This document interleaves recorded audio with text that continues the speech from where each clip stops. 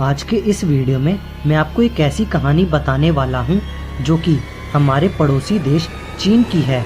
ये एक ऐसी बस की कहानी है जो सफ़र के लिए निकला तो सही मगर कभी भी अपने सही मंजिल तक नहीं पहुँच पाया।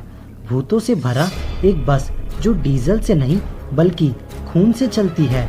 Root number 375। ये कहानी शुरू होती है 14 नवंबर 1995 की।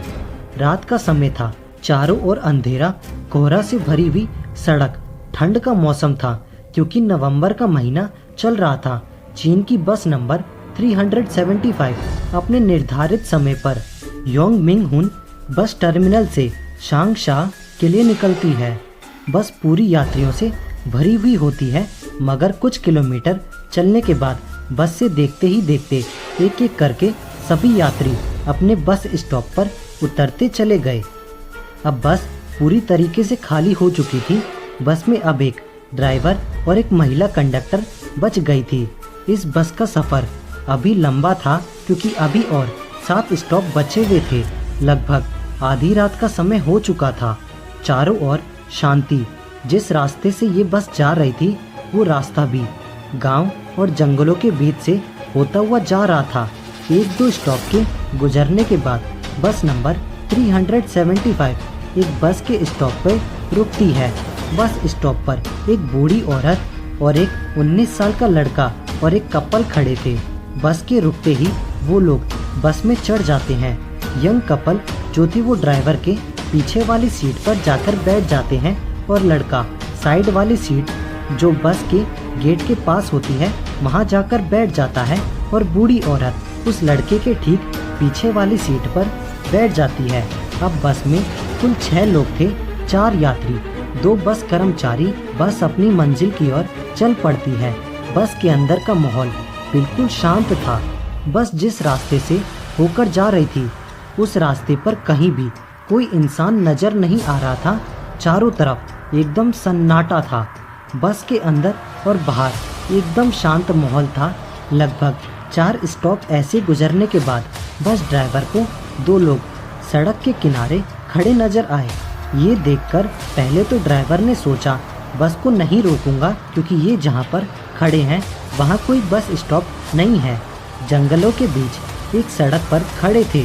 फिर महिला कंडक्टर के समझाने पर ड्राइवर ने बस रोक दिया क्योंकि ये आखिरी बस थी इस रूट की और इसके अलावा और इन्हें कोई दूसरी बस भी नहीं मिलने वाली थी। बस रुकते ही वो दोनों बस के पीछे वाले दरवाजे से अंदर जाते हैं। बस में सफ़र कर रहे यात्रियों और बस कर्मचारियों की नज़र जब उन पर पड़ती है तो वो लोग डर जाते हैं क्योंकि वो 2 लोग नहीं बल्कि 3 लोग थे। उसमें से 2 व्यक्तियों के चेहरे बिल्कुल सफ़ेद थे, आम लोगों से भी ज़्यादा सफ़ेद, और तीसरा व्यक्ति को उन्होंने अपने कंधे के सहारे देकर खड़ा रखा था। तीसरे व्यक्ति का सर नीचे की ओर था, बाल बिखरे हुए थे, उसका चेहरा बिल्कुल ढका हुआ था। तीनों लोगों ने चीन के प्राचीन काल के कपड़े पहने हुए थे जो कि बस में सफ़र कर रहे सभी यात्रियों को हैरान कर रहे थे। तीनों व्यक्ति बस के सबसे पीछे वाली सीट पर जाकर बैठ गए। बस में अशांति ना फैले इसकी वजह से महिला कंडक्टर ने लोगों को समझाया हो सकता है वो लोग किसी नाटक कंपनी में काम करते हों और देर रात होने की वजह से घर जाने की जल्दी में वो अपना कपड़ा बदलना भूल गए हों।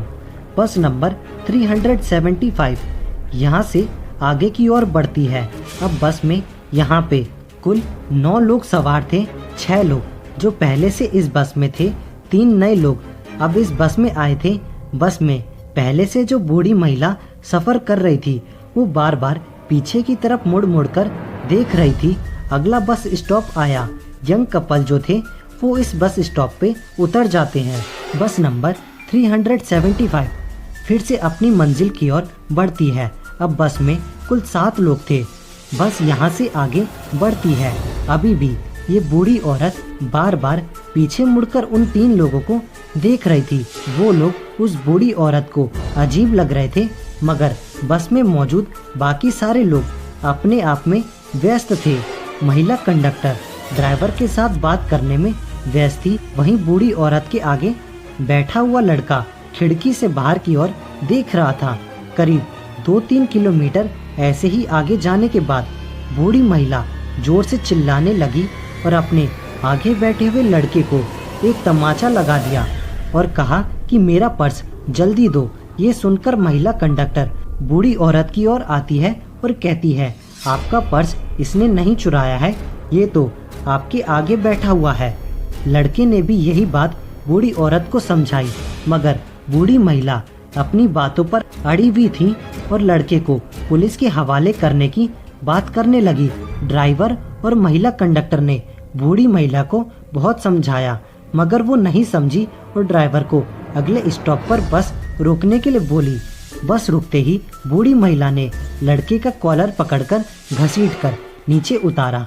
बस वापस अपने मंजिल की ओर निकल गई। अपने साथ हुए इस घटना से लड़का बहुत ज़्यादा परेशान हो चुका था। लड़के ने बूढ़ी महिला से बोला, मैंने आपका पर्स नहीं चुराया है, आपकी ये गलत इल्ज़ाम की वजह से मेरी ये आखिरी बस भी छूट गई। अब मैं घर कैसे जाऊंगा और आप मुझे कौन से पुलिस स्टेशन लेकर जा रही हैं, क्योंकि यहाँ अगल बगल में कोई भी पुलिस स्टेशन नहीं है। तभी बूढ़ी महिला एक लंबी गहरी सांस भर के कहती है कि मैंने तुम्हें पुलिस स्टेशन ले जाने के लिए बस से नहीं उतारा है और ना ही तुमने मेरा पर्स चुराया है। ये इल्ज़ाम मैंने तुम्हारी जान बचाने के लिए लगाया है। ये सुनकर लड़का चौंक गया और कहता है कि आपने मेरी जान कैसे बचाई। बूढ़ी महिला कहती है, याद है तुम्हें वो 3 व्यक्ति जो बस में आखिरी में चढ़े थे? मैं पूरे रास्ते भर नज़र रखी हुई थी। मुझे शुरू से वो लोग अजीब लग रहे थे। रास्तों के दौरान जब मैं उनकी ओर देख रही थी, उनके कपड़े तेज हवा के कारण थोड़ी देर के लिए हवा में उड़े। ये देखकर मैं डर गई, क्योंकि उनके पैर नहीं थे और मुझे अपनी आंखों पर विश्वास नहीं हुआ। ऐसा लगा जैसे मैंने कोई सपना देखा हो। मैं लगातार उन पर नज़र रखी हुई थी। तभी तीसरे व्यक्ति जो उन दोनों के कंधों पर था, उसका चेहरा मुझे दिखा। ये देखकर मैं समझ चुकी थी कि वो इंसान नहीं है। मुझे जितना जल्दी हो सके उस बस से मुझे उतरना था और तुम्हारी भी जान बचानी थी। इसलिए मैंने अपने पर्स का झूठा इल्ज़ाम तुम्हारे ऊपर लगाया कि उन लोगों को कोई शक भी ना हो और हम दोनों उस बस से सही सलामत नीचे भी उतर जाएं। ये सुन लड़के ने कहा, अगर ये सच है तो आपने बस के कर्मचारियों को क्यों नहीं बताया? बूढ़ी औरत ने लड़के को कहा, मैंने महिला कंडक्टर को इस बारे में बताया था, मगर उसने मेरी बात को गंभीर रूप से नहीं लिया और उसने कहा कि मुझे भ्रम हुआ है और उसने मेरी बातों पर बिल्कुल भी भरोसा नहीं किया। बूढ़ी औरत और लड़का तुरंत वहां से पुलिस स्टेशन जाते हैं और पुलिस कर्मचारियों को अपने साथ घटी इस घटना के बारे में बताते हैं, मगर पुलिस कर्मचारी उनकी बातों पर यकीन नहीं करती है और उन्हें घर जाने की राय देती है। साथ में पुलिस ये आश्वासन देती है, अगर इस तरीके की घटना हुई तो उसके ऊपर पुलिस कार्रवाई जरूर करेगी।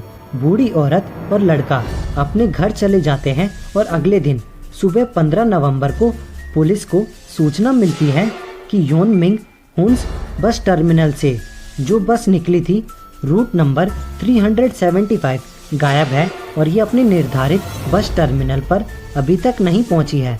पुलिस को ये सूचना मिलने के बाद पुलिस को ये समझ आ गया कि बूढ़ी औरत और वो लड़का जो कह रहे थे वो सच हो सकता है।